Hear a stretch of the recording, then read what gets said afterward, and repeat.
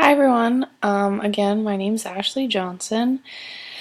Obviously, we're in our final field placement, so that's pretty wonderful. The type of field placement that I'm currently in is a drug and alcohol field placement, and I work in the partial hospitalization program as well as intensive outpatient and individual therapy setting.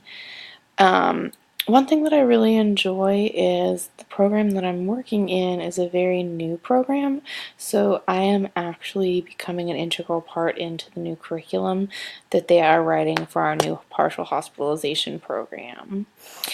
A challenge that I've faced at this point so far is just learning to create very specific boundaries between myself and the clients that I have. The reason that I say this is I am actually working in a facility that's right in my hometown, and I live in a very small town.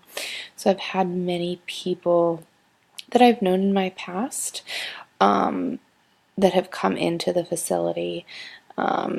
So that's very hard to create that very strong boundary. Another issue that has occurred is that I've struggled with as a professional is most of the people that I'm working with are much like me or much like people that I would be friends with that just are at a point where they have addiction.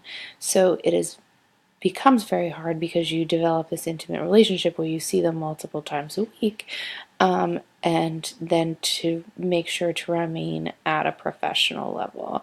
And though I have externally, internally it's very hard when someone relapses or has a situation where they just kind of either fall off the wagon or aren't doing really what they're supposed to.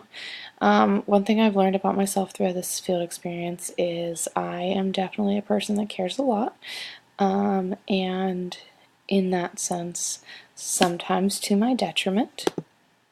So I am just at a point where I am learning to be able to create a strong wall and create some serious self-care situations so that I can continue in this field without burning out.